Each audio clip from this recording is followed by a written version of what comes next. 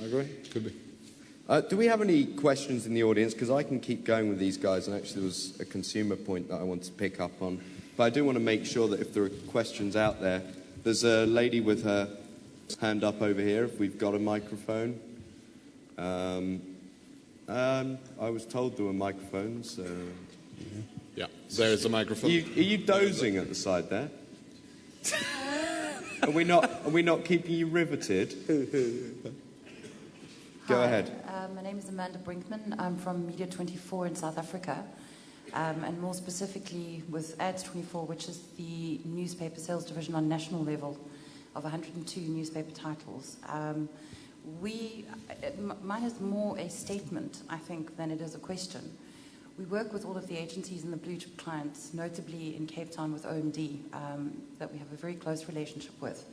And where we found an immense amount of success is that the people I have on my team are brand strategists, marketers, media strategists.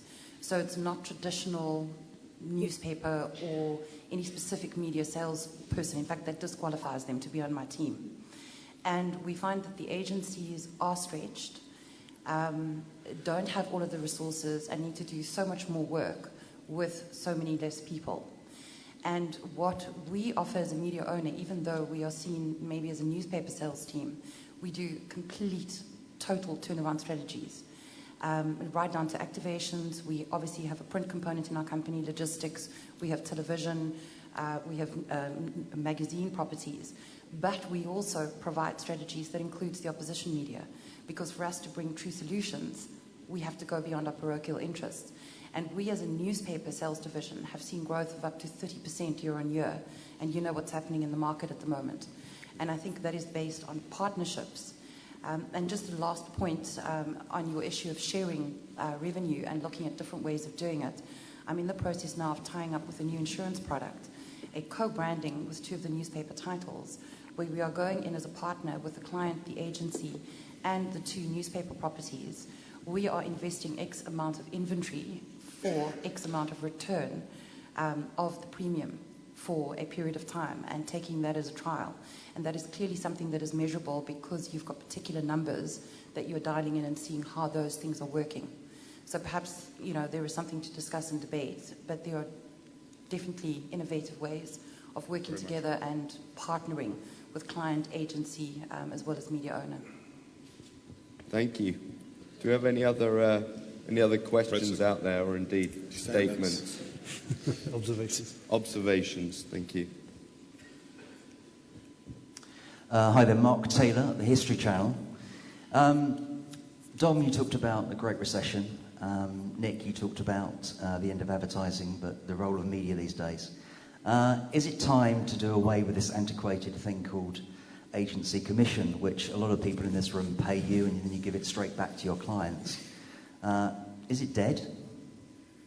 Could easily be, I think, Mark. I mean, I think it's sort of, it's not that it's ineffective, it's just no longer designed for, for current purposes. So if you started a new business today that was the business in this room, I don't think you'd start with an agency commission. So weaning off it, I don't have an issue with that. I had totally forgotten about it. I thought it died a long time ago. I thought it was dead as well. Well, it did at your place. So if you were with any of these 3 chaps, they wouldn't be charging you agency commission. You'll all be able to go back. Do we have any other questions out there in the audience? Yes. I wanted to ask that beyond this discussion going on stage, are you doing anything collectively as media agencies to drive outcome-based remuneration? I think it's a very good question. Not yet, but I think that we're learning from our experiences. What I think the industry needs, and it has been discussed between agencies, is more of a body, a forum, where agencies can get together to have these kind of discussions and to have some policies to help the industry, to help our relationship with the industry and to work better together. I think that we may see something in the future. I think that raises a great opportunity for all the trade associations. I see Nancy here. had lunch last week in New York with Bob Leardy's from the ANA. I mean, all of the trade associations have an opportunity to really say, how are we going to adapt the focus of what we need to do for this economic time, for the benefit of everyone? And if that is one of the most important things, and certainly all of the digital media and the emerging technology are bringing that opportunity much closer and a much more realised. That's one thing. Anything we can agree on that has a collective benefit without compromising our competitiveness, Absolutely. we're going to sign up for. There's no, we'll be able to do it. Well, Jack might not stay, but everyone else would get together really quickly and we'd resolve it. We just got to decide what it is. That was a no. No.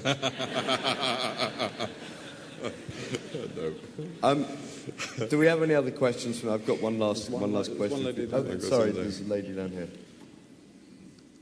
Hi, I'm a reporter from Exchange for Media in India, and the question actually emanates from what Mr. Bryan said, that a lot of your clients are pushed down the funnel and the focus is on the battleground. There are also a lot of debates about how measurability is changing the media plans in a way that any media that's more measurable is getting more share of the media pie. There are a lot of those discussions happening, especially at a time like this.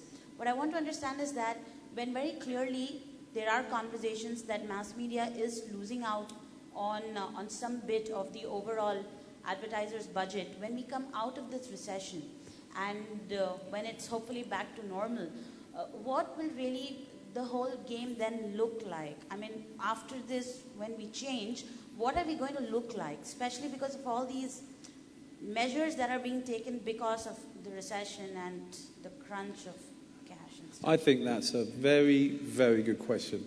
Yeah. Because what that asks is whether this entire recession is a true game changer or whether business is just on hold. And I think, I'm with you, I think the person who will shape that most is going to be the consumer. And their continuing drive towards their own technologies, their own use of media, and it will change. It won't go back. Nothing ever does. When you shake the snow globe, you watch the snow clump down. It never lands in the same way every time. So I think that's a brilliant question. I don't know the answer to that. I fundamentally believe no one does. No one does.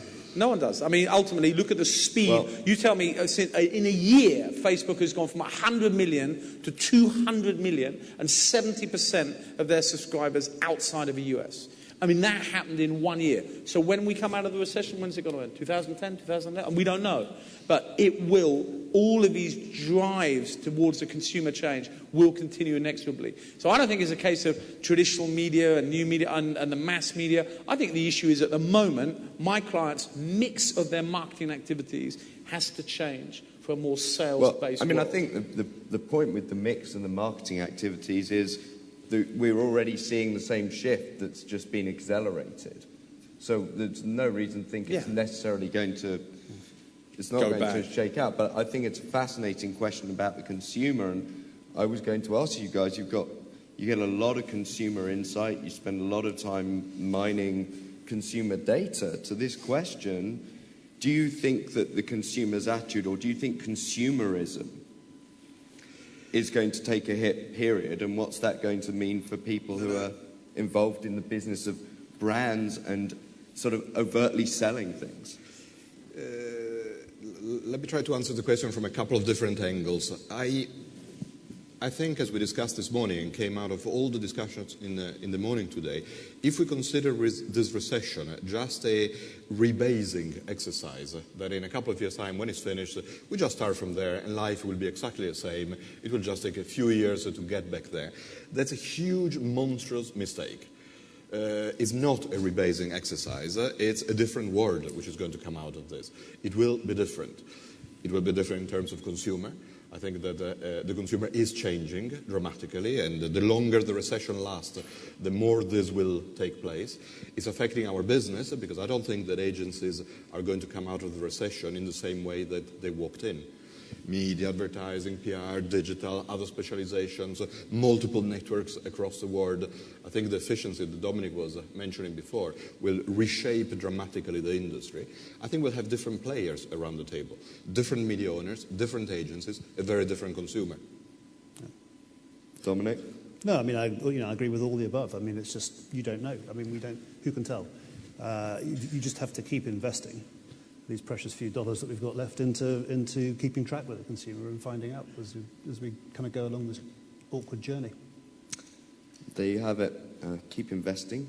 Keep track of these consumers. I think you've shared many insights, and I think you've even set yourselves an agenda to go away and discuss some of those business-based outcomes and work with the associations and towards more transparency and some better measures. So, ladies and gentlemen, I hope you'll join me in thanking our panelists, Menardo, Dominic and Nick. Thank you.